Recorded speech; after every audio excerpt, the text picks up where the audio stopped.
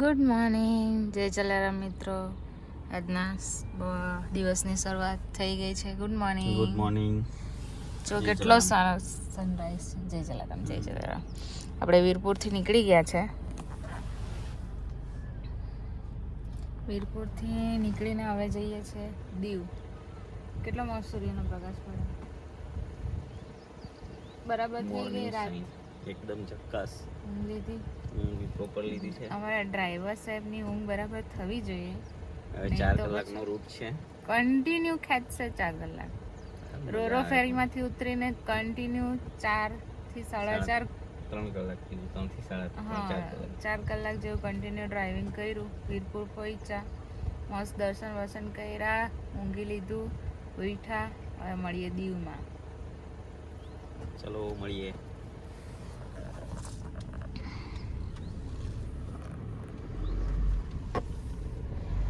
કૂતરો તો નીકળી ગયું. ઉતરીને કરવાનું છે. લોકેશન મસ્ત છે.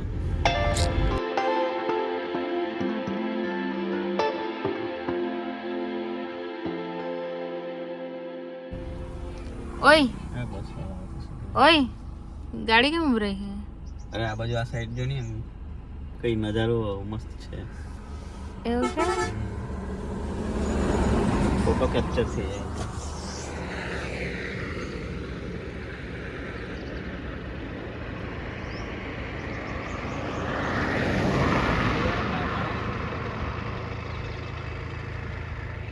આ હું ખેતરમાં કઈ બાંધેલું હશે?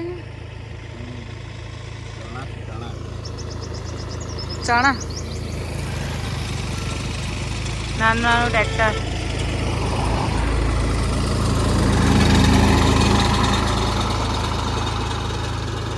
મિત્રો અત્યારે વાગ્યા છે 10:26 અને આ માણસને જો 8 વાગ્યાના કન્ટિન્યુ ડ્રાઇવિંગ કરતા છે.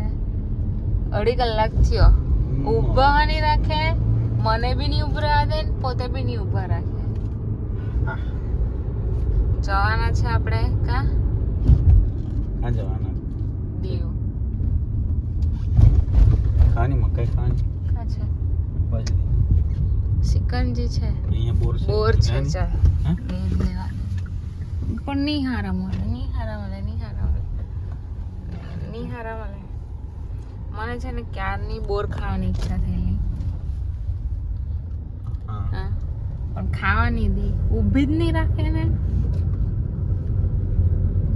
इधर आई थी हमने. પણ હારા બી હોવા જોઈએ ને, કે ભૂખ લાગેલી છે જરાક જરાક, પણ આ માણસ ઊભી રાખે તો કઈ ખાઈએ ને. એવા રસ્તે આવ્યા ને કે હોટલ આવી જ નહીં.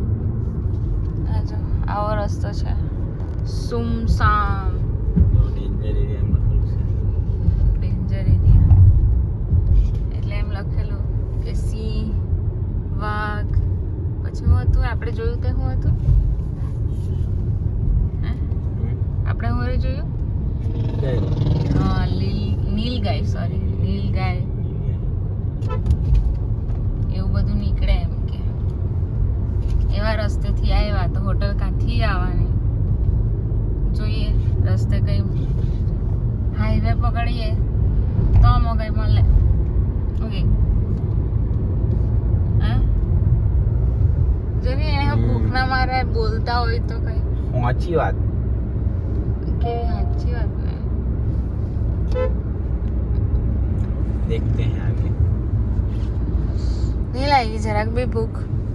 ના રે, તેમ કઈ નાસ્તો બાસ્તો તો કરાય કે નહીં? જો ને ભૂખના માર્યા મોડું બી કેવું થઈ ગયું છે, પડી ગયું. કોનું, તારું કે મારું? બંનેનું વરી, એનું બી ને મારું. ચાલો તો મળીએ. કોઈ જગ્યાએ ઊભી રાખીએ તો ખાઈએ. બીજું તો ફાઇનલી ખાવા પહોંચ્યા છે. બપોરનું ભાણું બપોરનું ખાવાનું ત્યારે ખાઈએ છીએ. માંડ ખાઈને માંડ. પછી દીવ. આંખમાં તો ઊંઘ દેખાય. કોફી જરાક મજબૂત નથી. ચાલો તો ખાઈ લઈએ. આવું છે મસાલા પાપડ પાપડ ચીઝ ઉખડ પહોંચી ગયા આપણે દીવ. દૂરથી દીવનો નજારો તો દેખાય જ જાય ને. દીવમાં એન્ટર થાય એટલે ખબર પડી જ જાય કે કાં આવ્યા તમે? દીવમાં આવી ગયા છે. નારિયેળીના ઝાડ દેખાવા લાગ્યા છે. આના ઝાડ તમે હું પહેલા પછી નારિયેળી આ બાજુ આમ તેમ પાણી દેખાવા લાગ્યું છે. તે બાજુ એ રે જો ફોર્ટ બી દેખાય. ફોટ દેખાવા લાગ્યો છે એટલે દીવ પહોંચી ગયા છે. આશરે આવ્યા પણ આવી રહ્યા. હે શું કેવું તમારે? આશરે નીકળ્યા પણ આવી રહ્યા. એ જો બધા ઘર એક ખરખા. રો હાઉસ કે તો કલર કેમ અલગ અલગ? પોતાની મરજીથી લગાવી. હવે પહેલા ક્યાં જઈએ આપણે? પહેલી આપણે જશું અત્યારે છે ને મહાદેવજીના દર્શન કરવા. યાર આપણા બાજુ તો બહુ તાપ નહીં મળે પણ આ બાજુ બહુ જ જો હતા. આ બાજુ તાપ ઘણો છે. ગરમી લાગે હે. તો સ્કૂલ છૂટી છે. દીવ શહેર વિમાનતલ.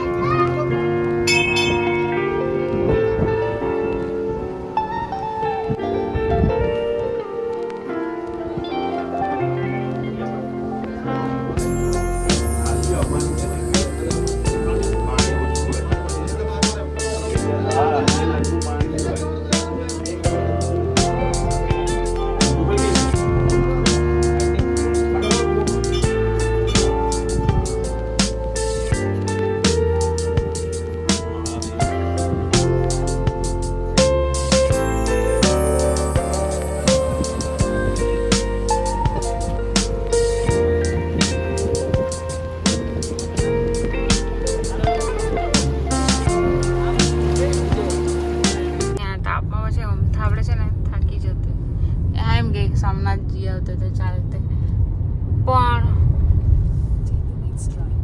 આપણે આ ટાઈમે જો સોમનાથ પહોંચી જતે હે ને.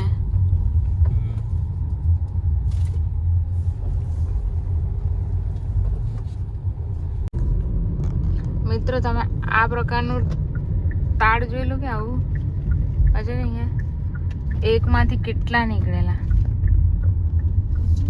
બધે આ બાજુ છે ને એવા જ જોવા મળે હે ને. ખબર નહીં ભાઈ સાહેબ બોલતા નહીં મળે ચૂપચાપ છે. રસ્તામાં ત્યાં છે મિત્રો આ છે સેન્ટ પોલ ચર્ચ. ચલો તો આપણે જઈએ ચર્ચમાં. મિત્રો આ ચર્ચ જોઈને તમને કંઈ યાદ આવે કે? મને તો ગોવાની યાદ આવી ગઈ. ગોવામાં પણ આ જ રીતનો કોઈ ચર્ચ છે ને. આ ચર્ચની અંદર અમે પ્રવેશ કર્યો પણ ત્યાં ફોટોગ્રાફીની મનાઈ હતી એટલે અંદર તો ફોન નહોતો લઈ ગયા અમે. પણ અંદર જે ચર્ચની અંદરની જે બનાવટ હતી ને એ સીસમના લાકડા પર અદ્ભુત કોતરણીથી બનાવેલું હતું જે મને તો બહુ ગમ્યું. તમે પણ જો ક્યારેક દીવ આવો તો આ ચર્ચમાં જરૂરથી આવજો અને મારા વિડીયોને લાઈક, શેર અને સબસ્ક્રાઈબ કરવાનું ના ભૂલતા. મળીશું બીજા વિડીયોમાં.